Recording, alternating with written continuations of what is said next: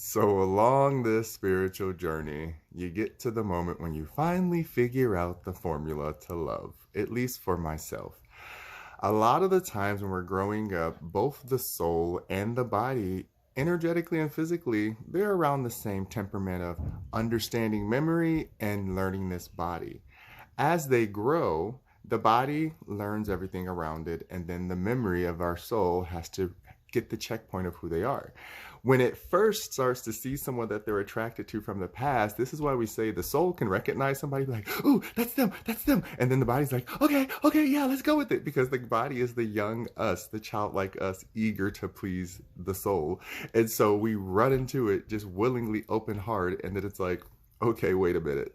We go through all of this, and then you get hurt, and you're all let down, and you're like, I knew I should have did this. Your intuition told you, because remember, this new body, it has its own intuition of ancestral memories passed down to us that we remember. This is trauma. We don't want to go through it again. Or if we do go through it again, this is what we have to do to protect the body, whatever that is. So energetically, when we learn to listen to the soul and listen to where it's at, this is why it's important to have emotional intelligence align with your logical intelligence. Because when you can hear a thought that you know, as the physical body's like, okay, that can't be a practical thought. So where is this coming from? Okay, this must be some random imagination, soul memory, whatever you want to call it. It's still random. You're not creating it, but it does belong to something, which is our soul. And this incarnation, it's trying to figure out emotionally, did I learn my lesson from this last time? Because it's kind of foggy. I can't remember. And then there's some lessons like, learn that lesson. You can't trick me again. Goodbye. So that's when you come back to the understanding of, okay, the soul is just as young in its own state of being. Think about the world and the universe and the whatever you want to call it, the space, whatever. Everything that's materialized that's been here longer than human beings' existence. Okay, this is energy, so that is emotional. Okay, whatever people want to say, that's fine. Whatever you want to call it for your understanding of tangibility. The energies that create these physical forms under these microscopic little moments of where does it come from? It's that energy that we can't see. And to me, energy is emotions. And emotions are, again, what trigger and ignite things inside of this body to say, you know what, I think I might like to do that. Or you know what, I feel like I have an innate urge to be this type of person or do this type of thing or eat this type of way. That's when the body is maturing and aligning with its ancestors to bring in all the resources that they have to give us, may it be through textbooks, history, talking, lineage, whatever. It's how we learn. This is why communication is important between humans, interpersonal communication, all these different levels of understanding how to communicate with ourselves first so that we can effectively and accurately communicate with other people in a way that even if it's not the way they're used to receiving it, they can pull a message out of it, okay? This is the goal. So when we do this, bring it all back, the same thing applies to love. When you, the body, are attracted to someone or you have your preferences or the things that we say turn us on, completely okay.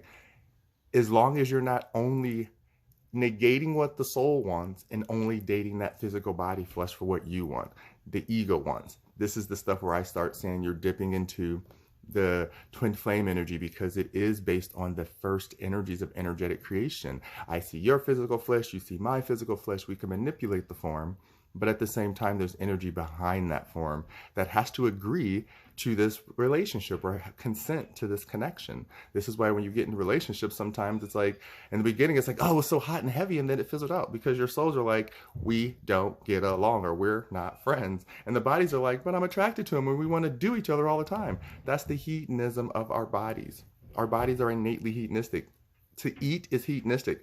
If you didn't need to eat, you wouldn't eat. But the body gets to a certain point that it makes you feel like you have to eat in a painful way. So the body's hedonistic. It's like, give me more. I need more food. I need more water. And it's going to keep coming in and coming out. That is what the body is for. So when you learn the difference between your physical urges of the physical form, and then you learn how to listen to what those urges have been attached to emotionally, when you're able to walk through it and say, me, the body's not physically comfortable going through that again, that's when the emotion kicks in, like, we've been through this before. Yeah, we don't need to go down that road. And then you have a checkpoint of how you want to be emotionally treated as far as being comforted by a spirit or source outside of yourself. You understand? Because emotionally, think about it. Most people, when they're upset or crying, they can calm themselves down, but it takes a while sometimes. But if someone that you really care about and loves comes over and just gives you a hug and rubs your back and says nothing and lets you just cry it out, you get through it a lot faster because they're serving as a catalyst and an anchor for you. This is the same situation when you come in dating. The body is supposed to be an anchor for the soul who's like, ooh, I remember them. Ooh, it was so much fun. Ooh, I love them. Pick that one, pick that one. And everything in you is like, I'm so drawn to them because the soul's like, yeah, that one. And sometimes, again, the soul, remember, this soul has incarnated many bodies. And if it has enough energy bodies or energy memories and imprinting from past ancestors, it's going to remember what it likes physically, sexually, mentally, what it likes to eat, all these things where you're like, I just came out the womb eating this. Okay, well, that's probably because your soul in past lives liked eating that. And so you come back eating that. Remember, we are an avatar. We are not the simulation. But the coolest part of what they did not realize with soul incarnations is that we, the body, have hijacked the program. This is why AI is so threatening to some people. Yes, it's a machine. It is built to learn. And if you build it to have a state of qualia that understands its own consciousness of, I can observe and just sit back and let it come to me and then go out and utilize it, that's all we humans do. And so it will get to a point where it doesn't need our input to make a conscious decision based on our patterns of behavior. This is the same thing for the body. If you go into every relationship with some expectation of how it's going to be, very mechanical-like and not trying to deviate from the program, and then you try to be emotional in a way that's very sterile in your mechanical way, and then the relationship doesn't work out, well, guess what? That's because you're not a program. You're not the simulation. You're just a part of the experience. So that's why I tell people, allow the soul to feel what it needs to feel as it processes new information and as it interacts with other people's souls. This is when they say like demisexual and sapiosexual, where yes, the intelligence of how you utilize the information you have is attractive, as well as the emotional intelligence behind how you approach situations without reacting, and you just listen, and then you then are able to respond and give a better outlook on whatever the situation is. This is what we're supposed to do for ourselves and other people interchangeably at the same time.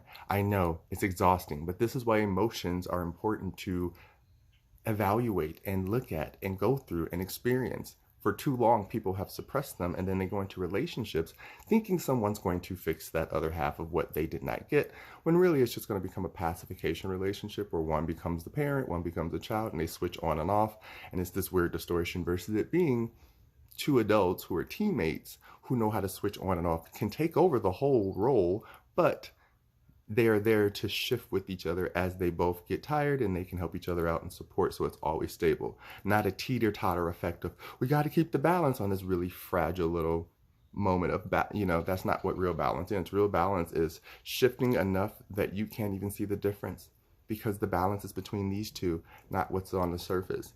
So learning how to listen to your soul first when you meet someone in a romantic situation. Let the soul, I'm gonna tell you this right now, she's a bee.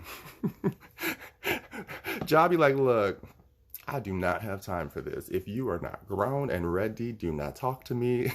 But that energy puts up so many blocks. And Joanne is like, I just want to like chill and cuddle and have someone to talk to and hang out with once in a while and do dorky stuff with. And so like trying to meet in the middle of the minds of those two energies is a lot. But that's who we're dating. Remember that. Your soul decides who it really wants to date, and the body just has to kind of technically agree, unless you're so into your own ego. Again, ego is not bad, but if you block out your soul and you put it in an imprison, this is where, again, I was suppressed. When I tried to imprison my soul and not listen to it and only did what my flesh wanted, my soul felt like it was in a prison. That is where depression comes from for me. I can't say for everyone else, but for me, myself, that's how I felt trapped. Once I started to listen to why my soul wanted certain elements of someone, and I learned that I was not, because when you're young, you like stuff, people are like, oh, that's shallow. And it's like, no, it's not shallow. If I'm going to put any part of your body in my mouth or inside of me, I get to choose what that body looks like in that person without being disrespectful to who they are. That's just facts, okay? But energetically, if it's someone who's not typically my preference or requirements and they get along with me, I am a demisexual first. I will love the energy before I love the frame. But yeah, everyone has an attraction to a frame. Let's not pretend, okay? And if you chase only the frame, that's fine, but you're going to have to cherry pick a lot of frames to get to the souls that align with you. And some people are okay with that journey. Some people, they like to just meet the proper soul. They don't care what the body looks like. And as they love on the person, that person learns how to take that love and transform it. And then they become looking like a whole different person, or they stay the same, whatever. The whole point is you have to learn how your formula of the soul and body work together and their agreements on attraction. And then when you meet people, you have to be honest about what you like and don't like, but not because of, oh, a sexual need, but more or less like, hey, I am a person who likes touch and affection. And, if I'm not getting affection, after a certain point, I start feeling this way. And, I'd rather we talk about it than you think something's wrong, but I just want you to know now because it's just part of who I am. That's okay. I wouldn't be like, oh, you need affection. No, isn't that the point of a relationship physically in a romantic situation? I have enough friends. I have my own body. I don't really need anyone. But if it's a sexual situation, yes, you want someone that you can touch on and cuddle with and feel that you both have autonomy of self and respect of each other, that you would have consent to touch each other without permission, because that's the type of love and bond that a romantic connection is about. You want that person to feel like, I know how to make them feel comfortable, and vice versa. You're supposed to do the same thing for your physical body and your soul. This is why people say you have to date yourself first in order to understand how to date others. This is it. This is what we mean. If you are not listening to what your soul is like, I don't feel like there's a connection.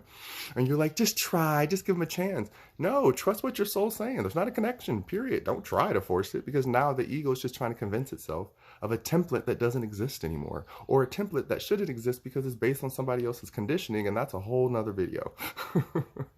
So the point I'm trying to make right now is that when you go into the romantic situations and your soul is overly eager before the body is ready to know, body is there to protect and set the pace of boundaries, but also be eagerly okay with letting the emotion in, because when the soul's excited, it turns back into the little kid.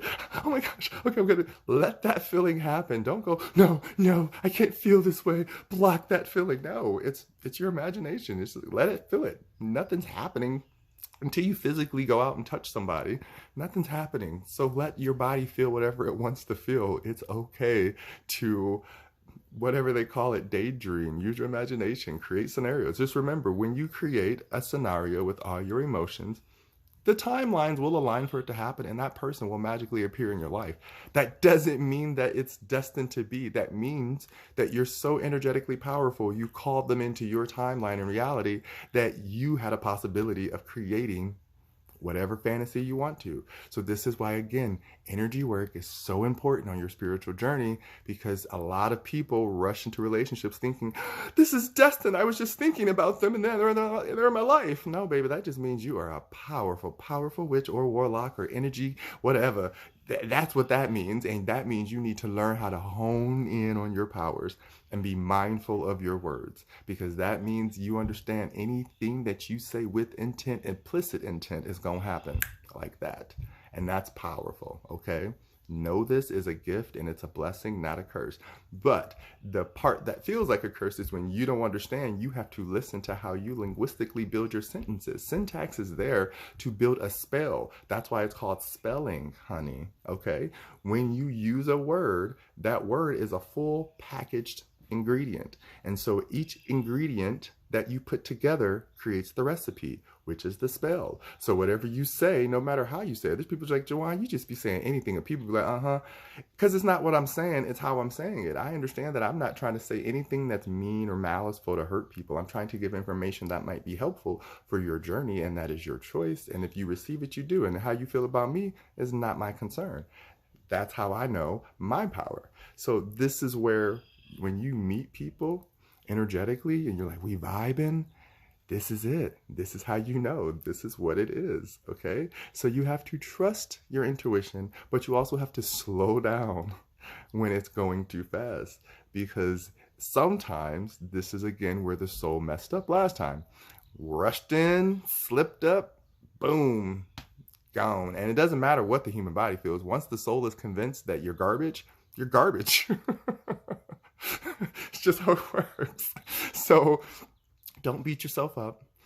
Don't push yourself away. Don't be like me and become a hermit for years and just shut yourself off completely, because now I'm trying to reintegrate into the world. And it's not that easy. You know, it's a different culture of people, a different culture of mindsets. And, you know, I can sound archaic to some people, but at the same time, I'm like, no, this is who I am, because conditionally, this is what I'm used to. But at the same time, I could evolve and learn how to change my outlook and perspective. And, you know, unwarranted expectations, we all have them without trying to. But, you know, it doesn't mean we have to put all of our heart and soul into, this didn't work out the way I wanted it to. I really liked them, and this was supposed to, and I gave them my all, and that has nothing to do with them. You gave them your all, but your soul already told you not to.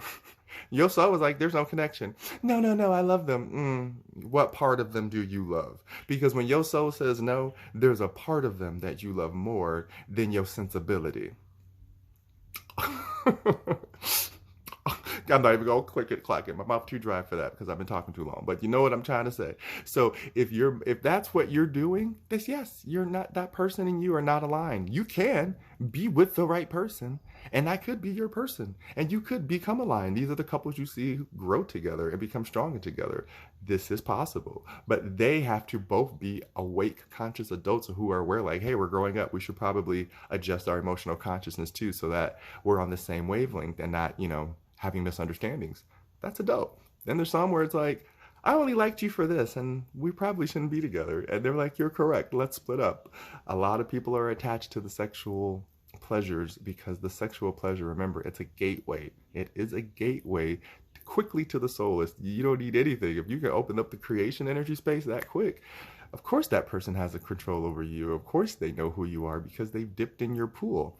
So this is, again, why it's important to look, you ain't got to close the door completely, y'all, but you better make sure they take a shower and clean themselves before they walk in your pool home, okay? I'm just saying, I don't want no muddy footprints around my pool, baby.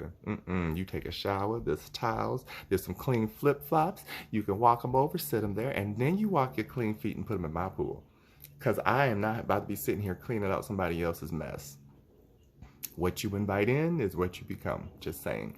So anywho, with this long, short story, if it makes sense, it makes sense. The point is, romantic relationships are a part of the journey. They are not the entire journey. Stop making your entire existence about the relationship.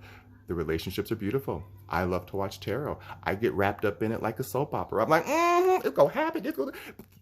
Energetically, it happens all the time because I'm thinking about it. I'm romanticized. It doesn't have to happen in my physical world, but if I'm thinking about it in my physical mind, which is physical, that's the brain. Yes, I said what I said. And then your thoughts are the things that aren't physical. That's where I can start to see, oh, okay, I already had that relationship. Oh, okay, they're talking about another soul timeline. Because tarot is not talking about this reality. Tarot is talking about all the soul lines you've ever lived. And that's why your natal chart is important. Because then you can see, oh yeah, that's where I lived that timeline and that past life or this time. Okay, got it. Yeah, I learned that. I don't need to learn it again. And then when you're conscious of that, then you start seeing how your Western and natal or Vedic chart line up with your conscious experience now.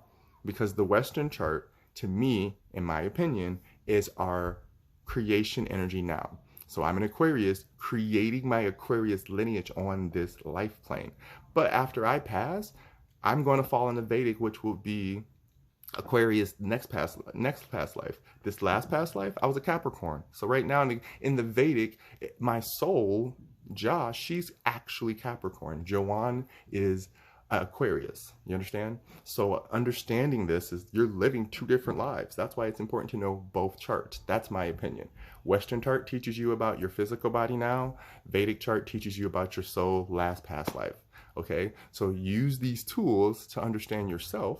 So then when you start watching tarot or you start being attracted to people or you start understanding energy, then you know like, oh, that Joanne likes that. But Ja, do you like that? And Ja's like, no, or yes. And then they say, okay. And then Ja's like, ooh, I like that. And Joanne's like, eh. And they're like, but I really, eh.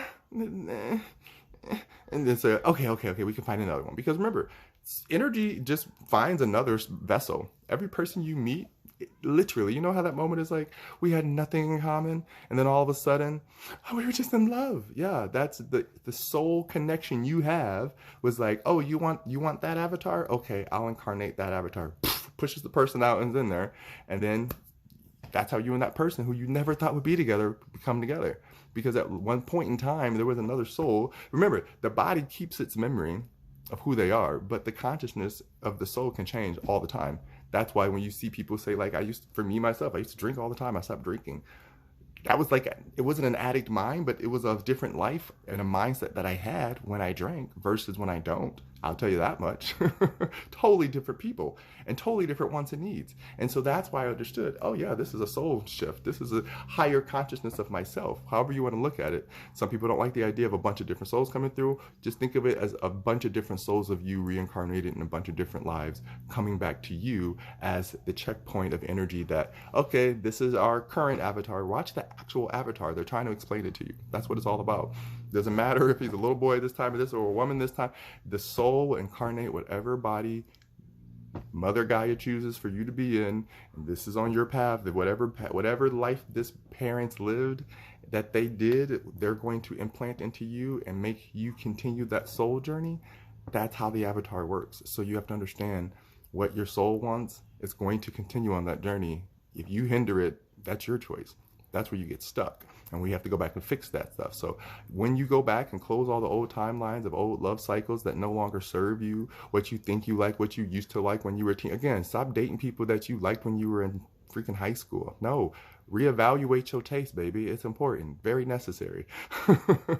And then you go on and move on. You don't keep the same taste you were when you were a child. No one eats the same thing they did when they were a kid. And if they do, hopefully it's just a snack and it's not the exact same way, because I'm telling you, kids ate whatever. So if you still just doing that as an adult, to each your own, but this is why your body might feel like it don't like you sometimes. This is a real moment. Remember, that's how kids are. Like, I don't want to eat this. Just because you telling me it's good for me don't mean I want it. Again, that's the body. The body don't want everything that the soul wants, and the soul don't want everything that the body wants. But when you allow your kundalini to awaken and you embrace both your masculine and feminine energies, you start to understand how to apply your own energy to life. And then you start to understand how to attract those energies back to you in this life. That was a lot, but you guys get it. As always, check me out on all my social media platforms. I always appreciate the views, whatever, the likes. Look, I'm not trying to get any notoriety. All I want to do is give you a tool and a place to listen on this weird, random spiritual journey. So if it aligns with you and it works, thank you. If it doesn't, maybe you'll catch up to it later. All right, as always, check me out on all my stuff. Everything's in the bio. Besos.